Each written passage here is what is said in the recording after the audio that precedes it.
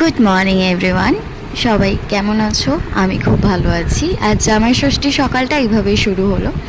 আমি শাড়ি পরে একটু গয়নাগাটি পরে মিরর সেলফি নিলাম, তারপর মায়ের বাড়ি পৌঁছালাম ওর সাথে। রাস্তায় ভিডিও নিতে পারিনি, বাইকে এসেছি, দুটো ব্যাগ হাতে ছিল, সেই জন্য সম্ভব ছিল না। এখানে পাপার কথা জিজ্ঞাসা করছিলাম, পাপা নেই বাড়িতে, পাপা গেছে জামাই ষষ্ঠী নিজের শাশুড়ি মার বাড়ি খেতে, মানে আমার দিদার কাছে। এখানে পুচকিকে আমার সাথে দেখতে পেলে, তার মুখ আমি এখন দেখাবো না, কারণ ইউজুয়ালি 6 মাসের আগে বেবির মুখ দেখাতে নেই, সেই কারণে আমি দেখাতে পারলাম না। এই হচ্ছে আমার বর, আর মা আমার সব কিছু গুছিয়ে গাছিয়ে নিয়ে রেডি। এবার বসে পড়বে আশীর্বাদ পর্ব সারতে। এই যে বসেও পড়েছে, আর বিছানায় শুয়ে পুচকি খেলছে, আর এদিকে আমি ভিডিও করছিলাম। তো ইউজুয়ালি এই জিনিসটা বিশেষ করে জামাইদের কেন হয় আমি এখনও জানি না।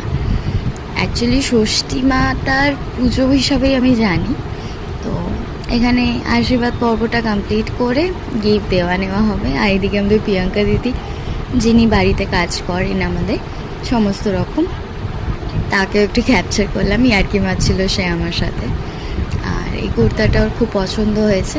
মায়ের পছন্দ অলওয়েজ সবার পছন্দ হয়, আর আমার শাড়ির কালারটা তো দেখতেই পাচ্ছ, আমার খুব পছন্দের একটা রং। আর এই যে জামাইকে খাওয়াবে, এবার জামাইকে খাইয়ে তারপর মা খেতে যাবে। মা সকাল থেকে উপোস করে বসেছিল। আর এবার আসছে আমার গিফট দেখানোর পালা। তো এখানে মা গিফটগুলো ওপেন করছিল, মানে ইউজুয়ালি শাড়ি আর কুর্তাটা আমাদেরকে দেখিয়ে দিল। আর মায়েরটাও, পাপাটার পুচকিরও একটা জামা এনেছিলাম, সেটাও বার করে দেখে নিল কেমন হয়েছে। মাকে জিজ্ঞাসা করতে, মা বলল খুব খুশি আমি। মায়ের মুসলিম পরার অনেক দিন ধরে ইচ্ছা হয়েছিল, আমি দিয়ে দিলাম। আর বাবা গরমে কুর্তাটাই প্রেফার করে, তাই ওটাই দিলাম।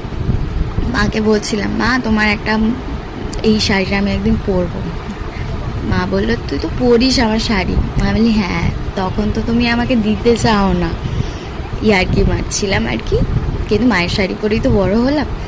এই যে আমাদের লাঞ্চ ছিল ভাত, 5 রকম ভাজা, ডাল, চিংড়ি মালাইকারি, ভাপা ইলিশ আর মাটন। এই যে জামাই খেতে বসেছে। টাটা।